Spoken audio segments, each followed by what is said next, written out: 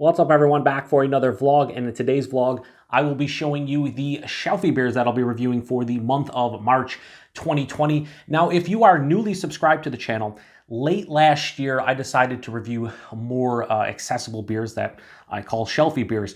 I post reviews of these every Tuesday and Friday of each month. Now, in the month of March 2020, there are 9 Tuesdays and Fridays.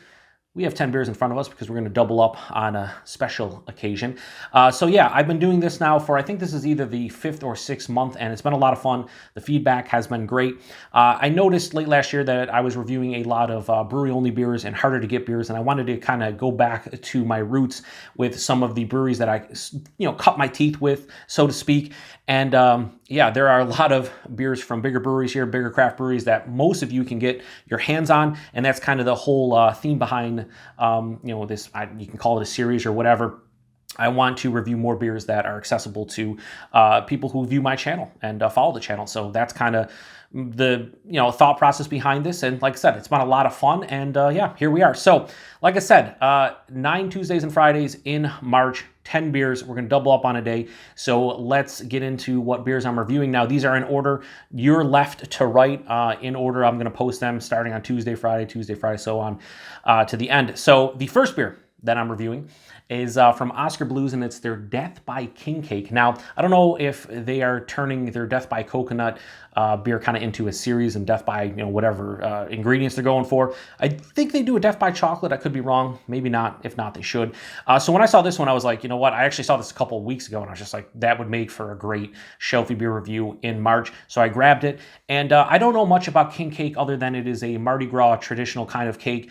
I remember hearing that like they bake these like plastic babies into the cake itself, and then if you get the piece with the plastic baby, I believe you have to host next year's Mardi Gras party or either bake the cake or maybe a combination. I don't know exactly. If anybody out there knows, let me know, but I'm pretty sure that's how it goes. Now, I've never had a king cake, so full disclosure, never had one before, so I won't be able to tell you exactly if it exactly tastes like a king cake, but I will tell you whether or not I enjoy it, which is what I do with most of my reviews. And the feedback on this one has been a mixed bag. I've had a handful of Untappd friends check this one in, and I think the lowest score I saw was like a 3 and the highest was a 4.5. So, wide, variety of opinions, which usually happens with craft beer. Yeah, we'll see if I like it or not. I'm always honest with my review, so I'll let you know whether or not I like it, and I'm hoping I enjoy it, but there are a lot of things going on. They're brewing it with vanilla, cinnamon, nutmeg, cacao nibs, orange peel, and pecan, so lots of crazy adjuncts. Anyway, second beer from Sierra Nevada. This is a classic, and it's their Torpedo Extra IPA. Now, this is one of the first IPAs I ever had. Going back, I believe it was early 2010, and I hated it when I first had it. Over the years, I grew to enjoy it. Now, the reason I haven't had this in many years is because it is tough to find Sierra Nevada products super fresh in, my area. If we get an IPA that isn't one of their newer releases, I'm just talking like their staples, their Pale Ales, their Torpedo, and things of that nature. If I can find them, under 2 months old, I'm elated. And this one is right around 6 weeks old, so I was like, that's probably the freshest I'm going to find it. It's in a can. It was kept cold the entire time, so I'm like, all right, we should get a true representation of what they're going for with this beer. So I will finally review it. I do want to review the Pale Ale, but again, I haven't been able to find it super fresh. So at the point that I do, I will review the Pale Ale as well.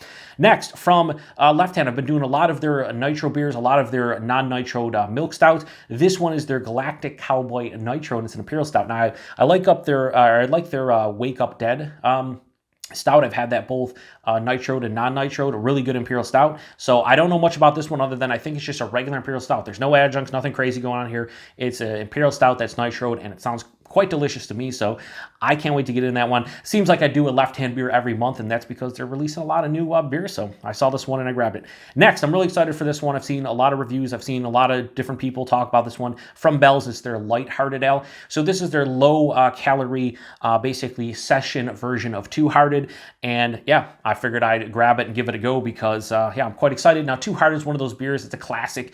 I really enjoy it. Every time I have it, I'm like, yeah, this is just a really solid beer, and I've always enjoyed it. So to have like a lighter, sessionable, low-calorie version of it sounds pretty cool to me, so I'm into it. Yeah, we're going to give it a proper review and see how I like it. Next one, St. Patrick's Day, is where we're going to do the special twofer, so to speak. And we have Guinness's Foreign Extra Stout will be the first review of the day, and we have Great Lakes, their Conway's Irish Ale. So the Foreign Extra Stout I've had before numerous times, and when it comes to Guinness, this is like my favorite beer from them.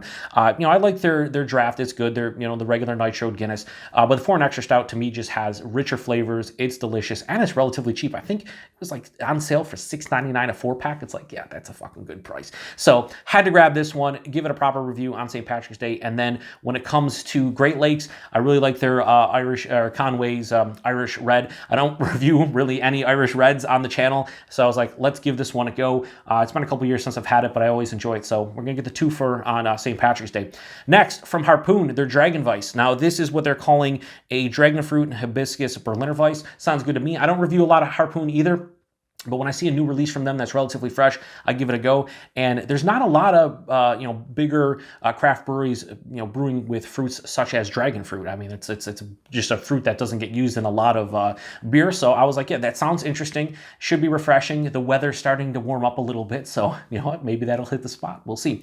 Next, I am doing Michigan Barrel Aged Week, or Barrel Aged Michigan Week, I should say, at the end of March. It'll be the final week of March. I think it's the 23rd to the 29th, and most of those beers come courtesy of a very good friend of mine and viewer of the channel, Jeff, aka No Jinx. So I thought I would just make that week all barrel aged, all the reviews. Not only am I going to review a beer each day that is barrel aged from Michigan, but all the beers that I review that week, because I'm probably going to post 10 to 12 will be all barrel aged. So the first one I will add to the mix is Dragon's Milk from the Dragon's Milk Reserve, the 2020-1 from New Holland. They're also a Michigan brewery. I'm not technically including this one as one of the special barrel aged Michigan week beers, but guess what? It is. And this is crazy because it is a this version is with chocolate, hazelnut, and toasted coconut, and that just sounds delicious to me. It's also rum barrel aged. So yeah, that one sounds really good. I saw it on the shelf, and I was like, you know what? I haven't reviewed a Dragon's Milk Reserve in a little while. Let's give it a go. And it sounds right in my wheelhouse. Those three adjuncts, yes. And on top of that, you have the rum barrel. Yeah, sign me up. Next, I saw a good friend of mine and fellow beer tuber, Kyle over at No Hype Beer Reviews, review this one recently. And I saw it on the shelf. It's in cans, and I'm like, I'm going to give it a go. So another Sierra Nevada beer, 2 in 1 month, watch out. And it is their barrel-aged Narwhal, the 2019 vintage. Now, Kyle enjoyed the beer, but he wasn't like kind of blown away or thinking it was like a mind-blowing beer, but he really enjoyed it. And I remember having this one once before, the 2014 vintage, and it was really tasty, but I haven't had it since that vintage. I've not had a barrel-aged Narwhal since the 2014, and I do have a 2014 in the cellar. And I was thinking about doing a side-by-side, but I think I'm going to save that 2014 for down the road and just do an individual review, just because this is in a can, and I don't want to sit there and drink 2 huge barrel-aged Imperial Stouts, one that I can't, use a topper and save it for later the next day. I can't do that with that. So it's too much in one sitting.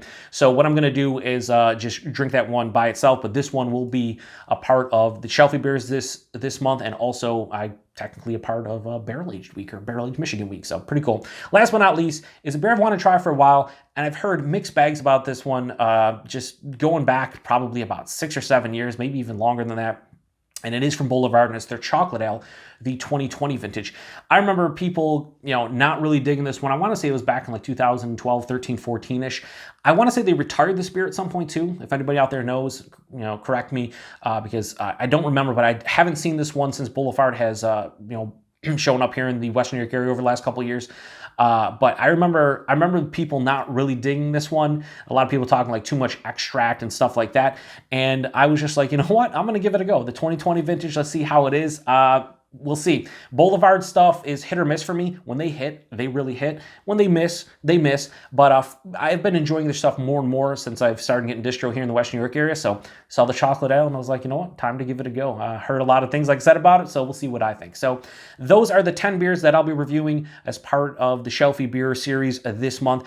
If you want to grab some of these and drink along with my reviews, you kind of know when I'm going to post them. Like I said, Tuesday, Friday, so on throughout the month. And like I said, most of these should be easily accessible for mostly, I would say almost everybody, at least half of these are, most people can get. Some of these you have to live on the East Coast or maybe Midwest part of the US. But yeah, I mean, I'm pretty excited to give all of these a go. So be on the lookout for the reviews over the course of this month. I appreciate everybody stopping by for another vlog. Until the next one, cheers.